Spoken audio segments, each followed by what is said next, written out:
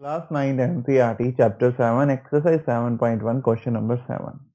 AB is a line segment and P is its midpoint. D and E are the points on the same side of AB. ठीक है, तो मेरे को ये कुछ diagram given है एंड ये इसी के बारे में बोल रहा है कि P is the midpoint of this line segment AB. तो ये साइड इस साइड के बराबर है. ठीक है, फिर हमें इसने बोला कि A, E और D AB के सेम साइड लाई करते हैं. ठीक है, then next thing is angle BAD is equal to AB, यानी कि ये वाला एंगल इस एंगल के बराबर है. And angle EPA is equal to DPB, यानी कि ये वाला एंगल इस वाले एंगल के बराबर है. ठीक है, now we need to prove this two things. ठीक है, अब हमें ये वाली ट्रायंगल कॉन्ग्रुएंट प्रूव करनी है, तो इन्हीं दो ट्रायंगल को कंसीडर करते हैं. Considering triangle DAP and triangle EBP. ठीक है, अब इन ट्रायंगल्स के अंदर मेरे को एक तो ये गिवन है दैट एंगल दिस BAD, तो मैं इस ट्रायंगल की बात कर रहा हूँ, मैं इस ट्रायंगल में बोल सकता हूँ this angle is PAD. Angle PAD is equal to angle, ये वाले एंगल के बराबर है ये वाला एंगल, तो मैं इस एंगल को ये भी बोल सकता हूँ PBE, एंगल PBE. ये हमें गिवन है. ठीक है, दूसरा हमें इन दो एंगल्स भी गिवन है, तो मैं इन ट्रायंगल की इस ट्रायंगल की बात करता हूँ. ओके, तो ये वाला एंगल गिवन है ना मेरे को, सो गिवन क्या है हमें, angle EPA is equal to angle DPB, ये गिवन है.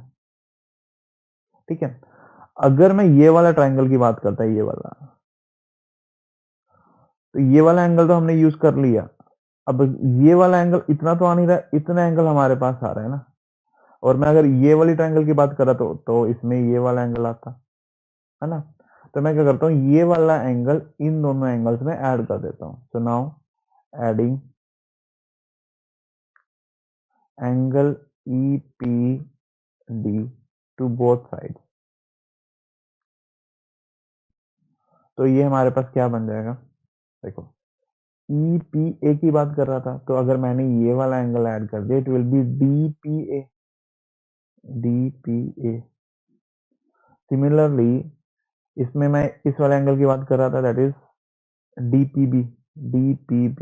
तो अगर मैं ये वाला एंगल ऐड कर दूंगा, it will be EPB, angle EPB. ठीक है, अब मेरे पास ये एंगल बराबर, ये एंगल बराबर, और ये साइड बराबर है, ये भी गिवन है. AP is equal to BP as P is mid point of AB. ठीक है, अब ये साइड गिवन है, ये वाला एंगल इक्वल गिवन है, ये वाला एंगल इक्वल गिवन है.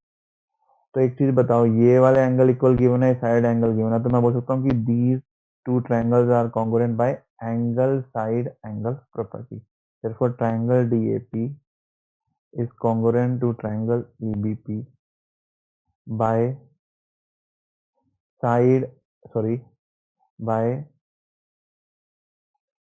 Angle side angle rule. ठीक है, क्लियर है. अगर अब ये दोनों ट्रायंगल्स कॉन्ग्रुएंट है, तो इनके साइड लेंथ एंगल सेम होनी चाहिए. अब पहली चीज हमें ये प्रूव करनी थी, ये चीज प्रूव हो गई. अब जो ये दूसरी चीज प्रूव करनी है, हम ये डायरेक्टली बोल सकते हैं क्योंकि ये दो ट्रायंगल कॉन्ग्रुएंट है. So from here I will say AD is equal to DE, hence proved. तो सेकंड पार्ट भी प्रूव हो गया हमारा, फर्स्ट पार्ट भी प्रूव हो गया.